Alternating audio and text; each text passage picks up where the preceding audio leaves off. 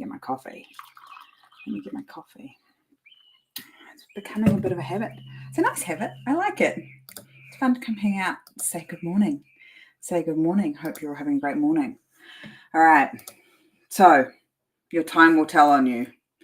If you don't know what's not working in your business, it's okay. How you're spending your time will tell on you.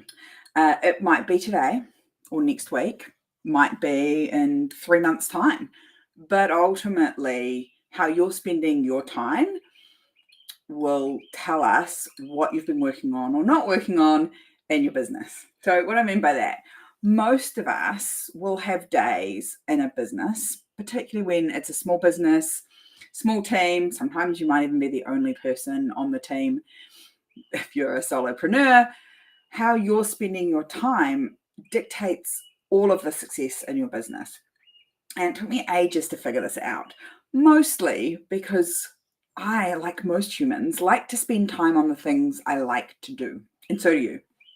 So if you're someone who loves marketing and sales, the front end of your business, telling people about what you do and selling it to people, then you're probably going to spend most of your time there. If you like hanging out with your clients and your customers or your guests and spending all your time in delivery and making sure they love the product or they love the service, you're going to spend all of your time. Well, not all of your time, but the majority of your time there. And if you like the numbers and the systems and the making sure that everything's working just so in the back end, you're going to spend all of your time there. There's nothing wrong with any of that, except for where you spend your time is where you get your results. And so if you understand where your time is going, you can understand the sort of results you're going to get. So if you're spending all your time making sure that your current clients and customers are amazing and happy and having a great experience, they love your product, you're probably going to be getting great results there. They're going to be saying great things about you. They're going to give you great reviews. They're probably going to refer you. If I asked you what's going on in your business, like where do your customers come from, you're probably going to say to me, oh, Sarah, word of mouth, like everybody talks about you. So our tourism business is absolutely that business. Like we love what we do. Our crew love what they do. And on board the boat, they spend all of their time making sure that the guests have a great experience. And as a result, word of mouth works really well for us. Challenge with that is it's a seasonal business. And so you need to have people on the boat to get word of mouth. So getting it started at the start of each season is challenging when we're not cruising through the winter. So you can start to see that how you, and not just you, but your team are spending your time starts to tell on you. So if you're someone who does that and you're looking to grow your business, at some point, word of mouth won't be enough. At some point, the word of mouth and the referral will not be enough to grow your business to where you want it to be. And so you're going to have to start figuring out what is your sales process? How are you going to let people know that you exist? And making sure that that's where you want to go and what you want to work on. And if you're always out the back end of your business, you want to make sure that even though you're only looking at numbers and systems and processes, you want to be sure that those systems and processes and numbers are telling you that you're getting great results, that your clients love you, that your guests are having a great experience, that your customers like your product, that the marketing that's being done out the front is working for you. Because if you don't consistently spend time on all of those areas of your business, at some point, they're going to fall over. And I mostly see this in delivery versus sales. If we just ignore the marketing piece for now, people will be selling, and then they get to a point at which they have lots of customers coming in and they're like, oh God, I got to go and deliver to the customers. Cool. And so while they're delivering to the customers, they stop spending any time on a sales process. And generally about 60 to 90 days later, they're like, oh, I've delivered to all those customers, but oh God, there's no money coming in. And so that's what I mean by your time will tell on you. Maybe today, maybe 30 days, maybe 90 days in the future. But if you're not addressing the critical success factors to your business each and every week, that at some point there will end up being a constraint that will cost you. So you want to be really aware of where your time's going. It's a very hot coffee. More than that, you want to be really, really aware of, if you've got a team, where their time's going. So just like you've heard people say, budget is a plan that tells your money where to go. And before you can do that budget, you need to go and sit down and have a date with your numbers and look through your bank accounts and see where the money is. It's the same thing with your time. One of the early processes that I get all of my clients to do is go, where's your current time going? Because most of us can say, I'm busy, I'm working all the time, I'm working really hard. But if I asked you specifically what was taking up your time, you would give me some generic answer. So it would be, I'm constantly firefighting and it's all the interruptions, or I'm just dealing with customers all the time, or I'm just dealing with team all the time. It's quite generic. We really want to get clear on where exactly is it going? Which team member's interrupting you all the time? What process is causing that team member to interrupt you all the time? Which clients are taking up all of your time? And is it a good return on investment for the time that you're spending with them? Is there a particular day of the week that is really interrupted for you? You really want to know where your time is going. And then once you know where your time's going, you can have a look at it and go, well, I can see that today, this week, next month, and the months into the future, what's going to happen in your business.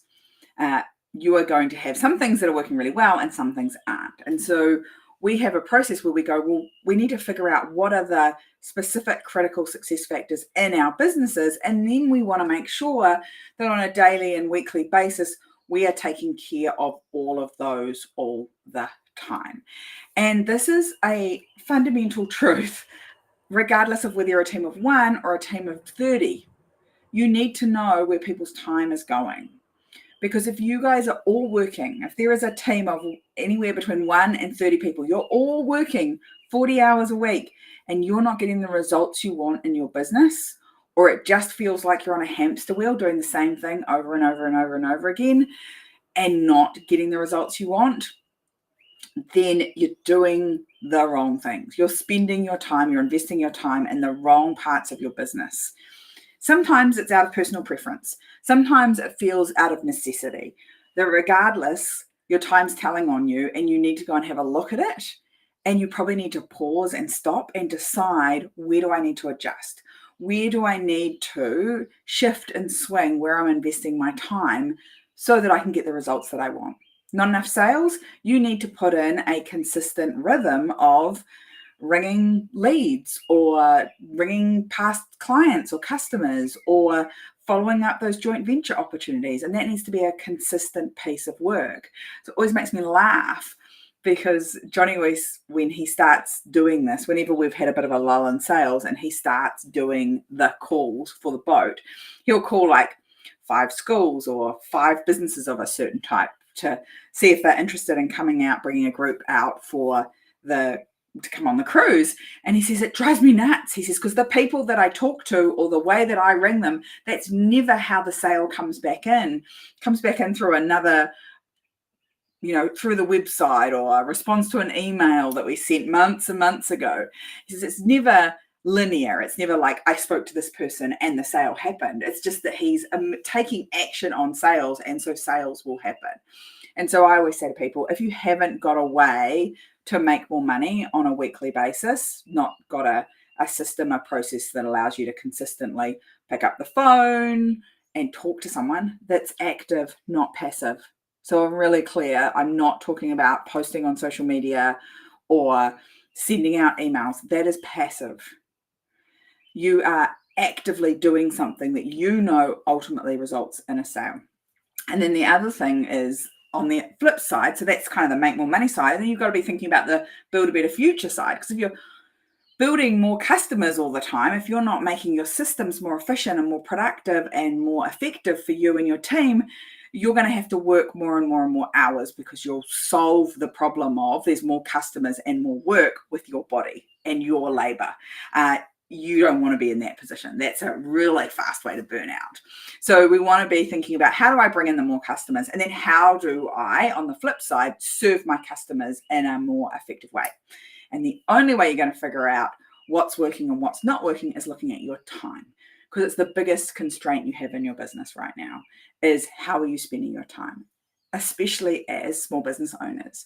You have limited time, limited focus, limited energy. Use it wisely, because otherwise 30 days, 60 days, 90 days in the future, it will tell on you. And maybe if things are feeling a bit constrained and a bit tight financially right now, it's telling on you based on what happened a few months ago.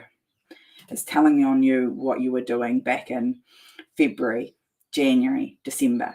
I always see a tightening of small business owners in kind of March, April. They're like, oh, it doesn't feel good. I'm like, I know, because you had December, January off with the kids. Or you maybe didn't take it off, but you were less focused on the business because you're on holidays. And that's totally okay. But you need to know that about yourself so that March and April don't always feel like this horrific contraction because your time and energy was being spent somewhere else back in December, January, and February. So I promise you your time will tell on you today or sometime in the future. It's telling you something about your business. Pay attention and adjust, because if you can adjust right now, it'll fix everything else. Have a wonderful day.